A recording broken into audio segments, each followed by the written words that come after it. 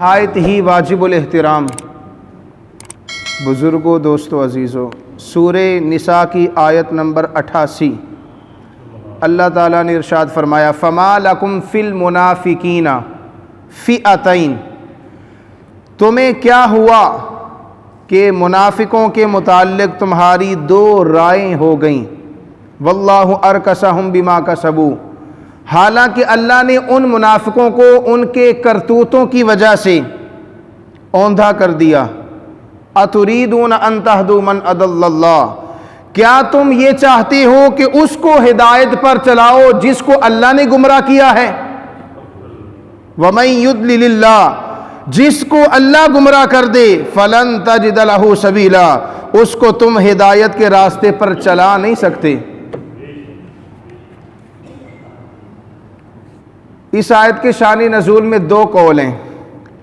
ایک قول یہ ہے کہ کچھ لوگ مکہ سے مدینہ آئے، انہوں نے مسلمانوں پر یہ ظاہر کیا کہ وہ مسلمان ہیں، وہ کیا ہیں؟ مسلمان۔ پھر وہ واپس مکہ چلے گئے اور مکہ والوں پر جا کر ظاہر کیا کہ وہ مسلمان نہیں بلکہ مشرک ہیں۔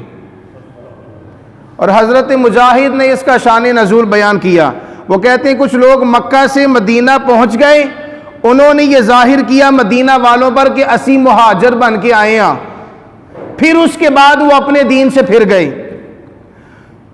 اور انہوں نے آقا علیہ السلام سے اجازت مانگی کہ وہ مکہ سے اپنا مال لا کر یہاں پر تجارت کریں گے، تو آقا علیہ السلام نے ان کو اجازت مرحمت فرمائی۔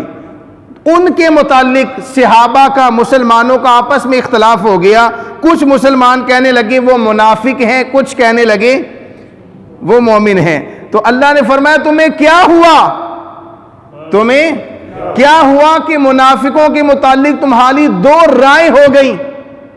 تو اللہ تعالیٰ نے پھر اس آیت میں اللہ نے فرمایا تانوں پتہ نہیں چلتا پیا، کچھ کہہ رہے ہو منافق ہے، کچھ کہہ رہے ہو مومن ہے، لگتا ہے مجھے ہی بات کرنی پڑے گی۔ اللہ نے پھر قرآن میں اس آیت میں بات کر دی، فرمایا وہ مومن کوئی نہیں جے، وہ کیا ہے؟ فی المنافقین، کیا ہے وہ؟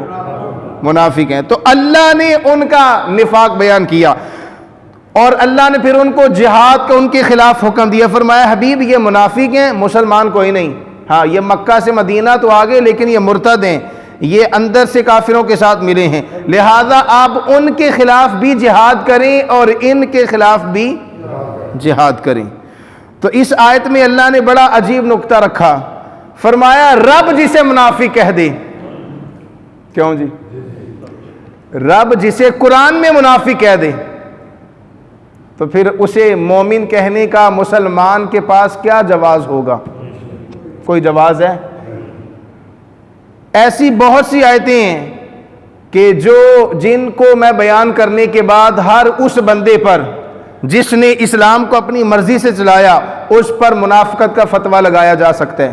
ہاں جی، میرے سامنے کچھ چہرے ایسے ہیں کہ جن کو میں قرآن و حدیث کی روشنی سے ان کو منافق ثابت کر سکتا ہوں۔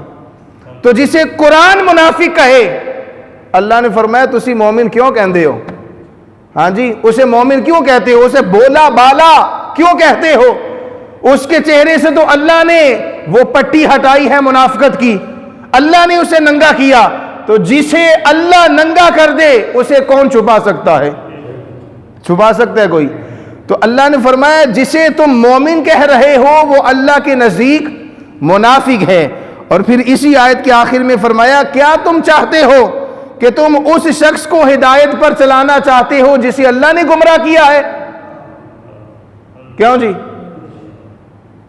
کیا تم اس شخص کو ہدایت یافتہ مانتے ہو جو اللہ کے نزدیک گمراہ کن ہے؟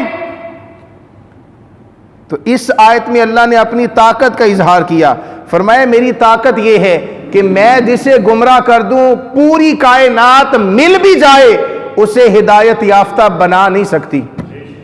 کیوں جی؟ اس آیت کا معنی یہ ہے کہ اللہ نے ان منافقوں کی سرکشی کی، ان کے کفر کی وجہ سے ان کو دین سے گرا دیا۔ مسلمان یہ چاہتے تھے کسی طرح یہ منافق سدھر جائیں، جیسے علماء چاہتے ہیں کہ کچھ اج دے بگڑے لوگ سدھر جان۔ کیوں جی؟ اسی طرح صحابہ چاہتے تھے کہ اے منافق جڑے نے یہ سدھر جائیں اور سچے سچے مسلمان بن جائیں. ہم بھی چاہتے ہیں کہ جو لوگ بگڑے ہیں وہ سدھر جائیں, اندر سے باہر سے ہمارے ساتھ ایک ہو جائیں. لیکن کیا ہوا؟ انہوں نے سمجھا نہیں. تو پھر اللہ نے فرمایا کہ جس کو اللہ گمراہ کرے گا اسے کبھی ہدایت نہیں آ سکتی. اللہ جسے ہدایت دے اسے کوئی گمراہ نہیں کر سکتا. یہ اصول اللہ نے دے دیا. کیوں یا سب جسے اللہ گمراہ کر دے, کیوں؟ اسے نہ کوئی پیر بچا سکتا ہے, نہ کوئی اللہ کا ولی بچا سکتا ہے, نہ کوئی صحابی بچا سکتا ہے. حتیٰ کہ اللہ نبی کو بھی منع کر دے گا, حبیب تسی پر آئیو, ابو جہل نو میں سیدھا راستہ نہیں دکھانا. کیوں جی؟ ایسے ہی ہے. ابو لہب کے بارے میں اپنے حبیب سے اللہ نے بات کی, فرمایا حبیب ہم نے اسے گمراہ کیا ہے, ہم نے اسے تباہ و برباد کیا ہے, کیونکہ اس نے ہٹ درمی کی وجہ سے آپ کی شان میں گستاخی کی ہے. تو جو آپ کا نہیں بن سکا تو اس لیے ہم نے اسے گمراہ کیا ہے. اب آپ اس کے لیے دعائے مغفرت نہ کریں. ہاں جی, اب اللہ اسے نہیں چھوڑے گا. تو اللہ اپنی طاقت کا اظہار کر رہا اس آیت میں کہ میں اتنا بڑا ہوں, میں اتنا بڑا رب ہوں کہ اگر میں کسی کے بارے میں کوئی فیصلہ فرما دوں یا کسی کو ہدایت یافتہ کر دوں تو پوری کائنات مل کر بھی اسے گمراہ نہیں کر سکتی. اللہ تعالیٰ سے دعا ہے کہ اللہ تعالیٰ مجھے اور آپ کو ان باتوں کو سمجھنے, اس پر عمل کرنے کی توفیق عطا فرمائے. وما علینا الا البلاغ.